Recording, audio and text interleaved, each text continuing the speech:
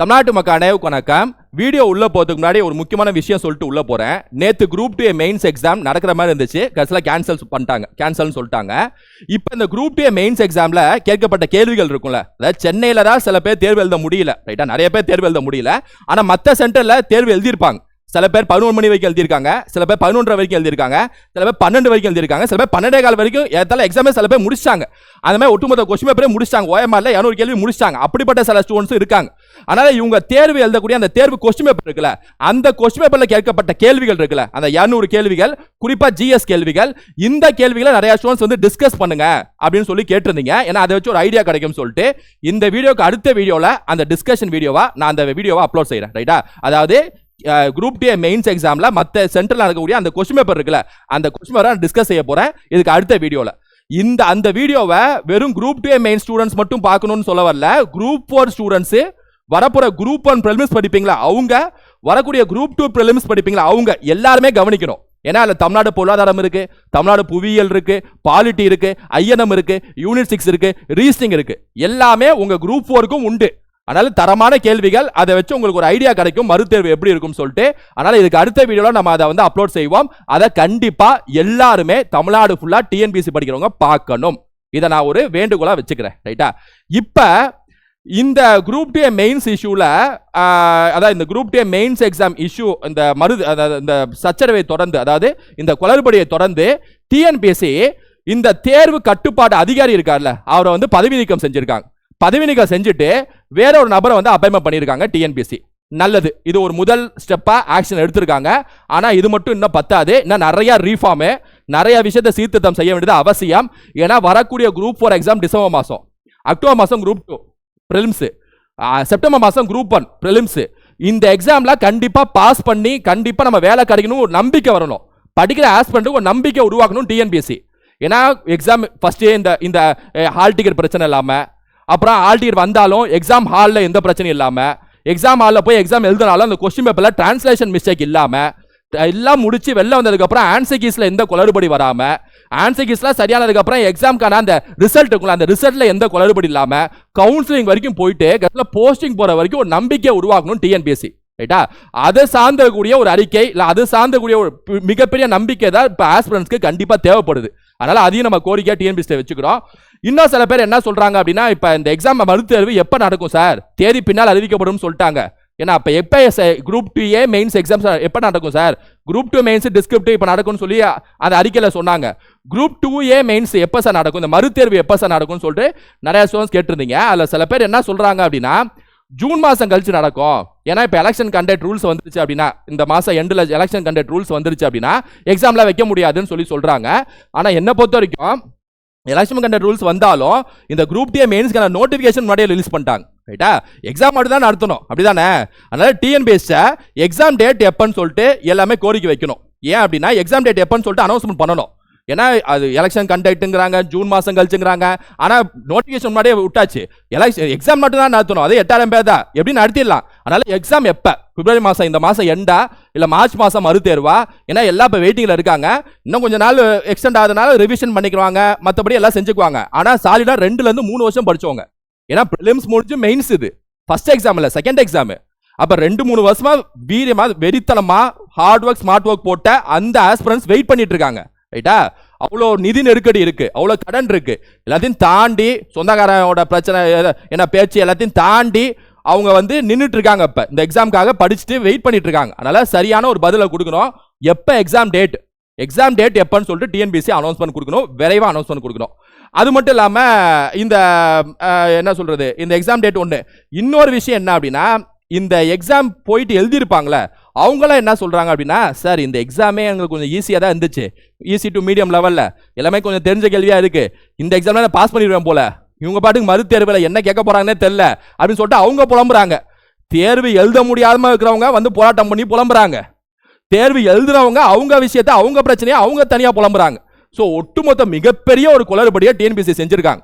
ஏன்னா அதனால தான் சொல்றாங்க, எதிர்க்கட்சி தலைவர் கூட அது அறிக்கையில் சொல்றாரு பாருங்க, இந்த மாதிரி ஒரு விஷயம் இருக்குல்ல, தேர்வு எழுதக்கூடிய அந்த நாள்லயே தேர்வை கேன்சல் பண்ணக்கூடிய இந்த விஷயம் இருக்குல்ல, இது ஒட்டுமொத்த TNPSC வரலாற்றில் நடந்ததே இல்லைங்கிறாங்க, ரைட்டா? அது உண்மையும் கூட. ஏன்னா தேவையில்லக்கூடிய அந்த நாளே எக்ஸாம் கேன்சல் பண்ணியிருக்காங்க. அந்த மாதிரி ஒரு விஷயம். இப்போ நம்ம இதுக்கு முன்னாடி ஒரு வீடியோ போட்டிருப்போம் இந்த விஷயத்த. அப்போ நான் வந்து வீடியோவில் பேசுகிறப்பவே முட்டு பாய்ஸு இந்த மாதிரி வந்து எப்படியும் டிஎன்பிசி சப்போர்ட் பண்ணக்கூடிய குரூப் 4 இஷ்யூ அந்தப்போ அந்த முட்டு பாய்ஸ்லாம் வந்தீங்களே அப்படின்னு சொல்லியிருப்பேன். ரைட்டா, டிஎன்பிசிக்கு முட்டுக்கக்கூடிய முட்டு பாய்ஸ்னு. அதில் வந்து ஹர்ட் ஆன முட்டு பாய்ஸ் சில பேர் கமெண்ட்ஸ் பண்ணாங்க. அதில் ஒருத்தர் வந்து பெரிய கமெண்ட், டிஎன்பிசி என்னெல்லாம் செஞ்சது தெரியுமா, என்னெல்லாம் பண்ணாங்க தெரியுமா, இத்தனை இதுவும் பண்ணாங்க, அவ்வளோ பெரிய கமெண்ட். நம்ம அட்மின் பார்க்குறாரு, படிச்சு இல்லை முகாந்திரம் இல்லை, இதில் வந்து நிறைய விஷயம் தப்பு தப்பாக சொல்லியிருக்காங்கன்னு சொல்லிட்டு டக்குன்னு டெலிட் செஞ்சுட்டார். ஏன் அப்படின்னா முகாந்திரம் இல்லாமல் என்ன எந்த வித ஒரு லாஜிக் இல்லாமல் அப்லோட் செய்யக்கூடிய கமெண்ட்ஸ் வந்து டெலிட் செய்யப்படும். நான் அதையும் சொல்லிக்கிறேன். அதுலேயும் சில முட்டு பாய்ஸ்லாம் ஹானஸ்டாக ஒத்துக்கிட்டாங்க.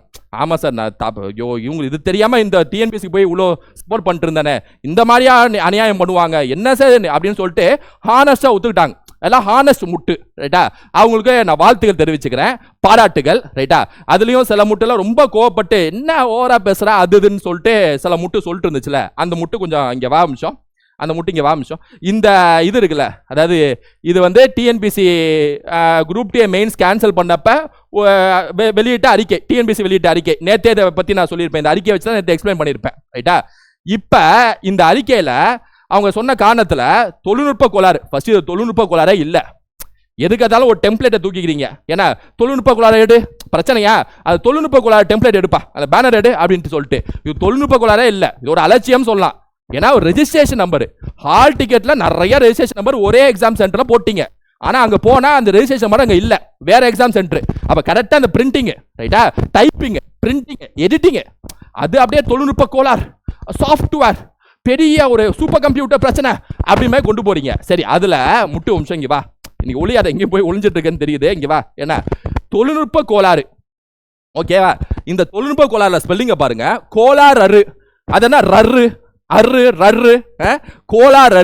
இது இப்ப தெரிஞ்சுட்டு மாத்திட்டாங்க, இப்ப மாத்திருக்காங்க. இப்ப நீங்க எடுத்து பாத்தீங்கன்னா கோளாறு கரெக்டா இருக்கும். ஆனா நேத்து பதட்டத்துல ஐயோ என்ன செய்யறதுன்னு தெரியல, என்ன டைப் பண்றதுல பதட்டத்துல கோளாறான் அப்படின்னு போட்டாங்க. எந்த ரூம் தெரியல, பாவா ரகர வேறுபாடு தெரியாது போல டைப் பண்ண டைப்பிஸ்டுக்கு. என்ன மயங்கொல்லிகள் ரகர வேறுபாடு லகலாத வேறுபாடு நம்மளதான் படிக்க சொல்லுவீங்க, அப்படிதானே? நீங்க அதை கத்துக்க மாட்டீங்க. ரேன்னு போட்டாங்க போல, அதுக்கப்புறம் என்ன ரே போற ரூ போட பெரிய ரூன்னு போற பக்கத்துல பெரிய ரூவை போட்டாங்க. கோளாறு, தொழில்நுட்ப கோளாறு. என்ன தொழில்நுட்ப கோளாறு, எந்த பிரச்சனைனாலும் அது எப்படி தொழில்நுட்ப கோளாறுன்னு ஒரு விஷயத்தை சொல்லி முடிக்க முடியும், மூடி மறைக்க முடியும்? தொழில்நுட்ப கோளாறு அப்படின்னு சொல்லிட்டு கோளாறு, அது ஸ்பெல்லிங் இப்பதான் மாத்திருக்காங்க. என்ன டிஎன்பிஎஸ்சி பல்லா தொழில்நுட்ப கோளாறு பப்ளிக் சர்வீஸ் கமிஷன், டிஎன்பிஎஸ்சி இல்ல டிகேபிஎஸ்சி, தொழில்நுட்ப கோளாறு பப்ளிக் சர்வீஸ் கமிஷன் சொல்லிட்டு பேரை மாத்திக்கலாம் போல, அந்த மாதிரி இருக்கு. என்ன அதனால இதையும் சொல்லிக்கிறேன், என்னால தெளிவா ஒரு லாஜிக்கா முட்டு கொடுக்கணும். என்ன ஓகே, இது இல்லாஜிக்கா இருக்கு, இது அநியாயம்னா உண்மை என்னவோ அந்த உண்மை பக்கத்தில் நிற்கணும். ரைட்டா, நம்ம பிடிச்சிருக்கோ பிடிக்கலையோ உண்மை என்ன, என்ன நடந்துச்சு, சம்பவம் என்ன, நீதி அநியாயம் நியாயம் இதெல்லாம் பார்த்து எங்க நிக்கணுமோ அங்க நிக்கணும். நான் அதை சொல்லிக்கிறேன். ரைட்டா, அதனால வந்து நான் ஏதோ திட்டணும் எதையும் சொல்லணும் அப்படிலாம் சொல்றது இல்லை. என்ன உண்மை பக்கத்தில் எப்போ நிக்க பழகுங்க, அவ்வளவுதான் நான் அந்த முட்டு பாய்ஸ்க்கு சொல்லிக்கிறேன். மற்றபடி முட்டு பாய்ஸ் ஒரு சிறந்த சிறந்த நபர்கள் தான். என்ன அதனால அதில் எந்த மாற்று கருத்து இல்லை, கூடுதலாக இந்த விஷயத்த சொல்லிக்கிறேன். ரைட், இப்போ நம்ம இந்த நாளைக்கு நம்ம அடுத்த வீடியோ போடுறோம்ல, அதாவது இந்த கொஸ்டின்ஸ்லாம் டிஸ்கஸ் பண்ணக்கூடிய வீடியோ, அது நான் ஏன் வந்து அடுத்த வீடியோவில் போடுறேன், கொஞ்சம் டைம் எடுத்துக்கிறேன் அப்படின்னா, இப்போ அந்த கொஸ்டின் பேப்பர் ஒரிஜினலாகவே நிப்பாட்டி நம்ம எடுக்கலாம். ரைட்டா, ஆனால் அதில் என்ன ஒரு சிக்கல்னா, இப்போ இங்கிலீஷ் கொஸ்டின்ஸ் மேலே இருக்கும், ஏன்னா மெயின்ஸ்லாம் கொஞ்சம் பெரிய பெரிய கேள்விகளாக இருக்கணும் வைங்களேன், அது எல்லாமே கவனிக்கணும். தமிழ்நாட்டில் டிஎன்பிஎஸ்சி படிக்கிற எல்லாமே கவனிக்கணும். இங்கிலீஷ் கேள்வி இவ்வளோ பெருசு இருந்துச்சுன்னா கீழே தமிழ் கேள்வி இருக்கும், ஸ்க்ரால் பண்ணி நான் வந்து டிஸ்கஸ் பண்ணணும். அதனால நம்ம என்ன பண்ணிட்டோம், நம்ம டீம்கிட்ட சொல்லி நான் என்ன பண்ணுறேன் அப்படின்னா, கரெக்டாக பிரித்து விட்றேன். தமிழ்நாடு பொருளாதாரம் கொஸ்டின்ஸ் ஃபர்ஸ்ட், தமிழ்நாடு புவியியல், அப்புறம் சயின்ஸ், அப்புறம் பாலிட்டி ஐஎன்எம் சொல்லிட்டு பிரித்து இங்கிலீஷ் தமிழ் அப்படின்னு சொல்லிட்டு பைலிங்குலா நிப்பாட்டி எடுத்தேன்னு வைங்களேன், டக்குன்னு முடிக்கலாம். ரைட்டா, முடிச்சு இது மாதிரி தான் அடுத்து இருக்குன்னு சொல்லிட்டு ஒரு மைண்ட் செட் ஆகலாம். சரியா, நமக்கு மைண்ட் செட் முக்கியம், உங்களுக்கே தெரியும். அதனால் நான் அதையும் சொல்லிக்கிறேன். அதுக்காக தான் கொஞ்சம் டைம் எடுத்துக்குது. ரைட்டா, ஃபஸ்ட்டு ஆரம்ப கட்டத்தில் நம்ம ஒரு 75 கேள்வியை முடிப்போம், இன்னொரு வீடியோவில் 2 பகுதியாக போட்டு முடிச்சு விட்றலாம். ரைட்டா, அதையும் நான் சொல்லிக்கிறேன். ப்ளஸ் குரூப் 4 குரூப் 2 வெறித்தமாக படிச்சுட்டு இருக்கோங்க, நம்ம ஷெடியூலை ஃபாலோ பண்ணி படிச்சுட்டு இருக்கோங்க, இல்லை வேறு ஷெடியூலை ஃபாலோ பண்ணி படிச்சுட்டு இருக்கோங்க, எந்த பிரச்சனையும் இல்லை. நீங்கள் பாட்டுக்கு படிங்க. ப்ரைவேட் ஜாப் போயிட்டு படிக்கிறவங்க ப்ரைவேட் ஜாப் போயிட்டே படிங்க. ரைட்டா, டிஎன்பிஎஸ்சி இன்னும் நிறைய ரீஃபார்ம் பண்ணணும், இன்னும் நிறைய சீர்திருத்தம் செய்யணும். அதை டிஎன்பிஎஸ்சி நம்ம கோரிக்கையை வச்சுக்கிறோம். ரைட்டா, எல்லாருமே அந்த கோரிக்கையை வச்சிருங்க. ப்ளஸ் இன்னும் அடுத்த விஷயம், எப்போ மெயின்ஸ் எக்ஸாம் நடக்கும்னு சொல்லிட்டு அந்த தேதியை விரைவா டிஎன்பிஎஸ்சி வெளியிடணும் ரைட்டா. எப்போ அடுத்த எக்ஸாம் நடத்த போறீங்க, பிப்ரவரி எண்டா மார்ச் மாசமா, அந்த டேட்டை சீக்கிரமா ரிலீஸ் பண்ணுங்க. அப்பதான் ஒரு மைண்ட் செட் கிடைக்கும் ரைட்டா. இல்ல ஜூன் மாசம் கழிச்சுன்னு சொல்றாங்களே அதெல்லாம் என்ன எப்படிங்கிறத டிஎன்பிஎஸ்சி பதில் சொல்லணும் ரைட்டா. ஸோ அதையும் சொல்லிக்கிறோம். அடுத்த வீடியோல சந்திக்கிறேன். அடுத்த வீடியோ ரொம்ப முக்கியமான வீடியோ, எல்லாருமே கவனிக்கணும் ரைட்டா. Thank you students.